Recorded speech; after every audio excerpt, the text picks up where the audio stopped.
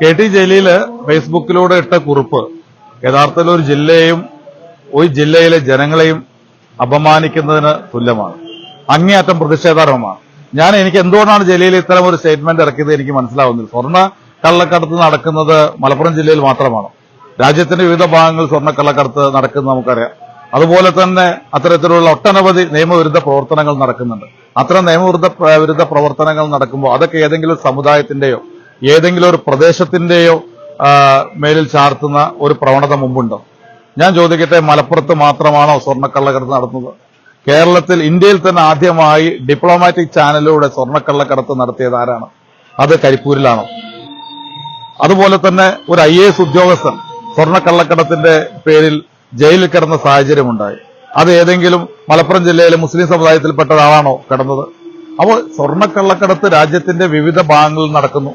മലപ്പുറത്തും നടക്കുന്നുണ്ടാവാം. പക്ഷെ അതിന്റെ പേരിൽ മലപ്പുറത്ത് സ്വർണ്ണക്കള്ളക്കടത്ത് നടത്തുന്നത് മുസ്ലിം ജനവിഭാഗത്തിൽപ്പെട്ടവരാണ് എന്ന് കെ.ടി. ജലീൽ പറഞ്ഞത് ഒരിക്കലും അംഗീകരിക്കാൻ കഴിയാത്ത ഒന്നാണ്.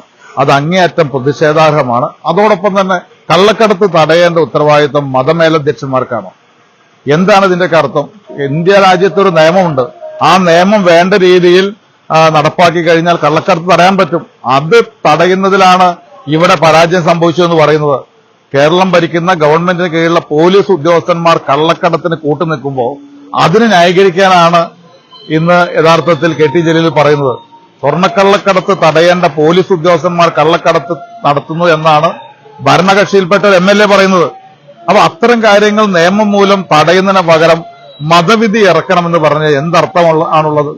പിന്നെ അങ്ങനെയാണെങ്കിൽ മതവിധി ഇറക്കേണ്ട സാദിഖ് അലി ശിഹാബ് തങ്ങൾ മാത്രമാണോ? എല്ലാ മതത്തിൽപ്പെട്ടവർ ഇത്തരം കാര്യങ്ങൾ ചെയ്യുന്നില്ലേ? അവരൊക്കെ മതവിധി നടത്തേണ്ടേ? അപ്പോ മതവിധി നടത്തേണ്ട ഉത്തരവാദിത്തമല്ല ഇത്തരം കാര്യങ്ങൾ മതമേലധ്യക്ഷന്മാർക്കുള്ളത്. ഇത്തരം കാര്യങ്ങൾ ഏത് മതവിഭാഗത്തിൽപ്പെട്ടവരായാലും അവരെ കർശനമായി നേരിടുകയാണ് വേണ്ടത്.